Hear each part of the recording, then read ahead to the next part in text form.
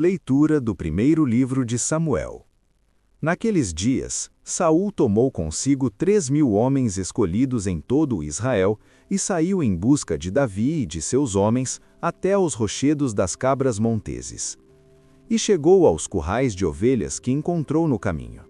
Havia ali uma gruta onde Saul entrou para satisfazer suas necessidades. Davi e seus homens achavam-se no fundo da gruta. E os homens de Davi disseram-lhe: Este certamente é o dia do qual o Senhor te falou. Eu te entregarei o teu inimigo, para que faças dele o que quiseres.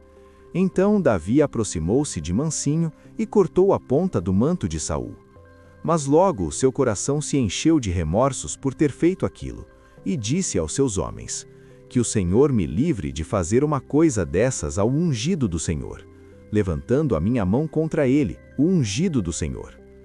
Com essas palavras, Davi conteve os seus homens, e não permitiu que se lançassem sobre Saul. E este deixou a gruta e seguiu seu caminho.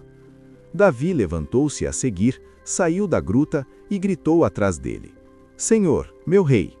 Saul voltou-se e Davi inclinou-se até o chão e prostrou-se. E disse a Saul: Por que dás ouvidos às palavras dos que te dizem que Davi procura fazer-te mal? Viste hoje com teus próprios olhos que o Senhor te entregou em minhas mãos, na gruta. Renunciando a matar-te, poupei-te a vida porque pensei: não levantarei a mão contra o meu Senhor, pois ele é o ungido do Senhor, e meu pai. Presta atenção, e vê em minha mão a ponta do teu manto. Se eu cortei este pedaço do teu manto e não te matei, reconhece que não há maldade nem crime em mim, que não pequei contra ti. Tu, porém, andas procurando tirar minha vida. Que o Senhor seja nosso juiz e que ele me vingue de ti. Mas eu nunca levantarei a minha mão contra ti. Dos ímpios sairá a iniquidade, diz o antigo provérbio. Por isso, a minha mão não te tocará. A quem persegues tu, ó rei de Israel? A quem persegues? Um cão morto? E uma pulga? Pois bem, o Senhor seja juiz e julgue entre mim e ti. Que ele examine e defenda a minha causa, e me livre das tuas mãos.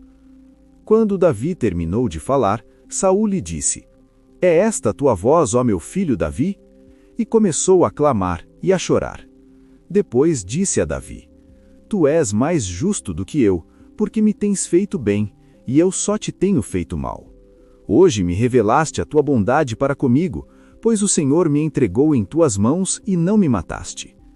Qual é o homem que, encontrando o seu inimigo, o deixa ir embora tranquilamente?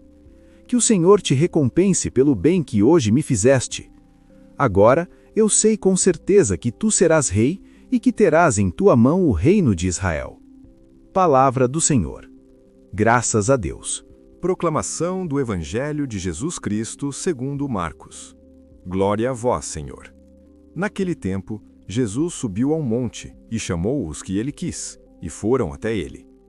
Então Jesus designou 12 para que ficassem com ele e para enviá-los a pregar, com autoridade para expulsar os demônios. Designou, pois, os 12: Simão, a quem deu o nome de Pedro, Tiago e João, filhos de Zebedeu, aos quais deu o nome de Boanerges, que quer dizer filhos do trovão, André, Felipe, Bartolomeu, Mateus, Tomé, Tiago, filho de Alfeu, Tadeu, Simão, o cananeu, e Judas Iscariotes, aquele que depois o traiu. Palavra da salvação. Glória a vós, Senhor.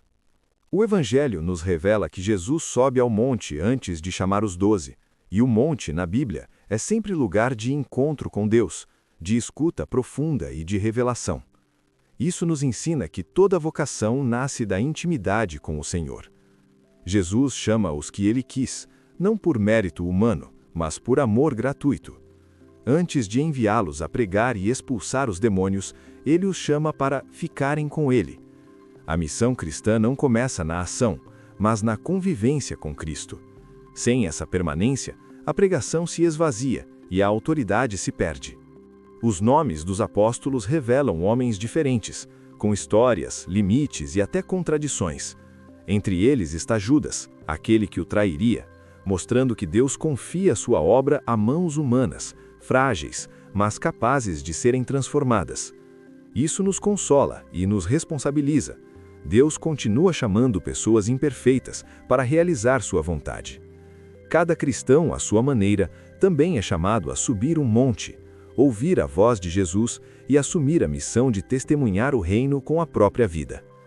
Este evangelho nos convida a refletir sobre o nosso próprio chamado.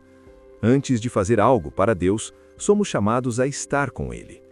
Que possamos cultivar essa intimidade diária com Cristo para que nossas palavras, atitudes e escolhas sejam reflexo de Sua presença em nós.